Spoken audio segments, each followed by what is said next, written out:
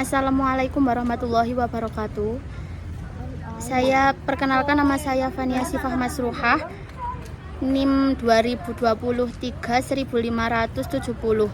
Saya dari Fakultas Teknik dan Ilmu Komputer berprogram studi Teknik Informatika. Di sini saya akan mengulas sedikit berita yang sedang hangat-hangatnya bulan lalu, yaitu Indonesia dihebohkan dengan adanya Ponpes Al Zaitun yang mengundang kontroversi. Pasalnya ada beberapa aktivitas yang dilakukan dalam ponpes tersebut yang dianggap tidak pantas dan menyimpang ajaran agama. Indonesia merupakan negara hukum Pancasila yang dilandaskan ketuhanan yang Maha Esa, menegaskan bahwa setiap warga wajib mempunyai agama dan dengan catatan tidak ada paksaan untuk memilih agama yang akan dianut.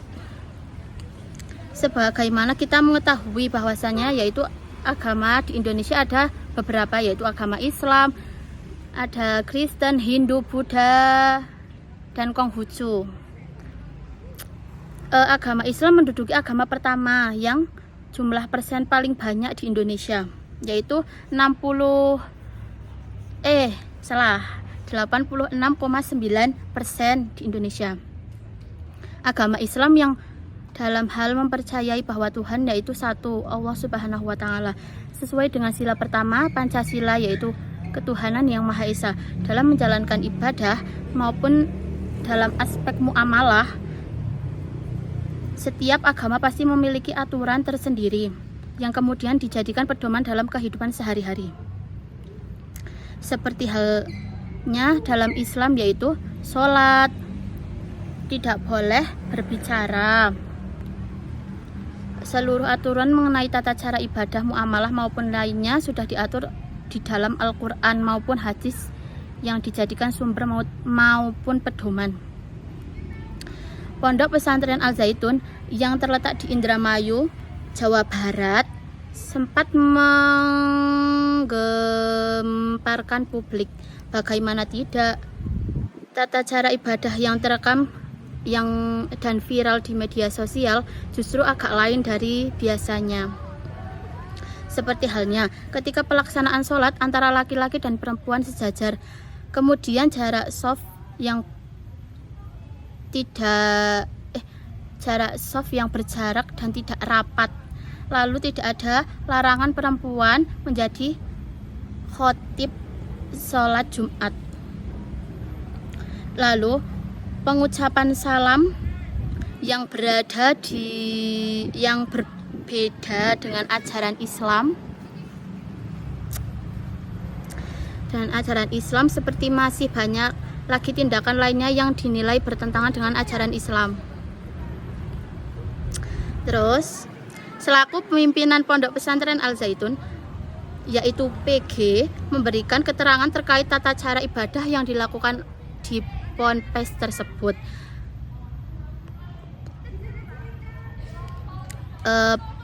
PG juga mengatakan bahwasanya laki-laki dan perempuan itu sama dan tidak ada bedanya, sejajar kalau sholat itu ya. Terus lebih lanjut mengatakan bahwa perempuan boleh menjadi khotib sholat Jumat. Yang tadi saya sudah bilang ya, tidak hanya laki-laki saja yang boleh menjadi khotib di Pondok Pesantren Al Zaitun itu, tapi juga perempuan juga boleh ya. Gitu. Terus apa ya? Padahal jika kita lihat sebelumnya belum pernah dijumpai sholat Jumat khotibnya itu perempuan. Ya baru-baru kali ini kita dengar ya di Pondok Pesantren Al Zaitun.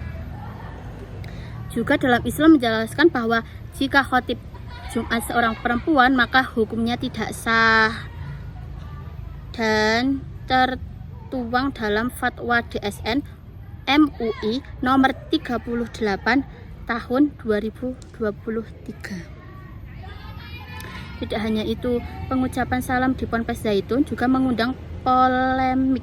Pasalnya dalam ponpes tersebut diajarkan ketika menjawab salam tidak hanya dengan kata Waalaikumsalam, tetapi dalam bentuk nyanyian. Hafenus salam alaihim. Ini sangat menyimpang dengan ajaran akidah Islam. Dan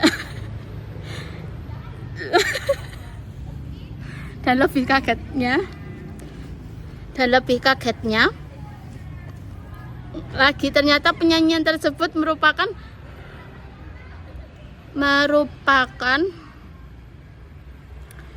ngenu ranah pidana. Dari semenjak berdirinya Pondok Pesantren Al Zaitun pada tahun 1996, kenapa baru terkuak jika dalam ponpes tersebut menyebarkan ajaran yang sesat? Kenapa kita baru tahu kalau ada pondok pesantren yang ajarannya itu sesat, yaitu yang seperti Pondok Pesantren Al Zaitun itu? Kenapa kita baru tahu? Kenapa kalian nggak mencari tahu?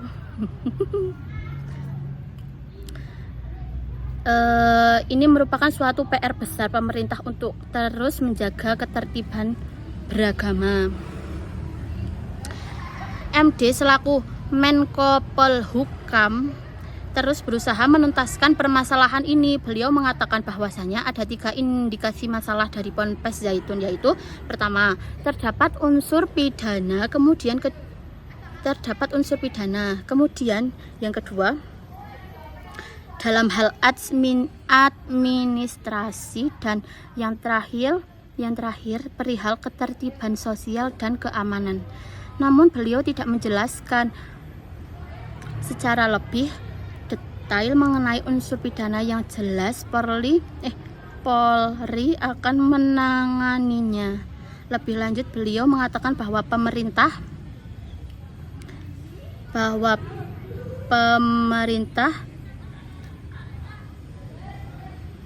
mempertanyakan mengapa Ponpes Al Zaitun masih beroperasi dan pimpinannya